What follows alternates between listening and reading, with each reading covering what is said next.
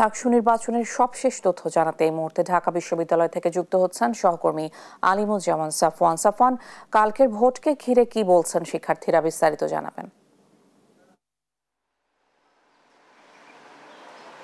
ইশিকা, এই মুহূর্তে আমরা মধুর ক্যান্টিনে আছি এবং গতকাল আপনারা যেটি দেখেছেন যে একটি উৎসব মুখর পরিবেশে একেবারে শেষ মুহূর্তে যে প্রচারণা সেটি তারা করেছে এবং সেটি শেষ হয়েছে গতকাল রাত 11টার সময়। তো এরপরে কিন্তু আসলে আনুষ্ঠানিকভাবে আর কোনো প্রচারণার সুযোগ নেই। প্রার্থীরা চাইলেও কিন্তু শিক্ষার্থীদের কাছে আর ভোট চাইতে পারবেন না এবং সব ধরনের আচরণবিধি কিন্তু তাদের মেনে চলতে হবে। এছাড়া আমরা দেখতে পেয়েছি যে গতকাল রাতে কিন্তু একটি ছাত্র সংগঠনের পক্ষ থেকে মধুর ক্যান্টিন সহ ক্যাম্পাসের বিভিন্ন এলাকায় প্রচারণা শেষ হওয়ার পরও পোস্টারিং করা হয়েছে এবং সেখানে বলা হয়েছে যে মুক্তিযুদ্ধের বিরোধী শক্তি যারা আছে তাদেরকে যেন শিক্ষার্থীরা ভোট না দেয়।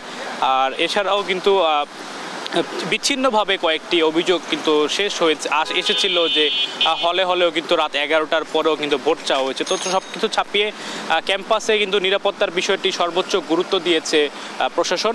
ইতিমধ্যেই কিন্তু তারা ক্যাম্পাসে আসলে যান চলাচল সহ আসলে লোকজন প্রবেশের ক্ষেত্রে কিছুটা তারা চেক করছেন যে যারা বহিরাগত যেন ক্যাম্পাসে আসলে আজকে থেকে আর প্রবেশ করতে না পারে।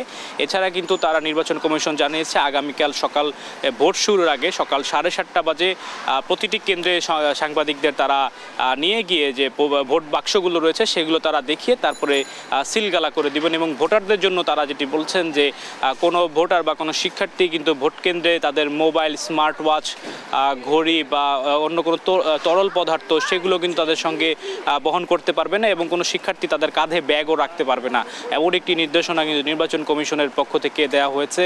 এবং আজকে আসলে প্রার্থীরা শিক্ষার্থীদের সাথে হয়তো দেখা করবেন, কুশল বিনিময় করবেন, এমনটাই কিন্তু আমরা এখন পর্যন্ত জানতে পেরেছি। এছাড়া আজকে বাংলাদেশ জাতীয়তাবাদী দল, ছাত্রদল তারা কিন্তু ক্যাম্পাসে একটি পরিষ্কার পরিচ্ছন্নতার কার্যক্রম রেখেছিল, তবে সেটি আবার গতকাল রাতে তারা স্থগিত করেছে। এখন কিন্তু ক্যাম্পাসে খুব নিস্তব্ধতা কাজ করছে, খুব বেশি শিক্ষার্থীদের উপস্থিতি ক্যাম্পাসে আমরা এখন পর্যন্ত দেখছি না। তো ঐশিকা, আমার কাছে ঢাকা বিশ্ববিদ্যালয় ক্যাম্পাস থেকে এই ছিল সর্বশেষ।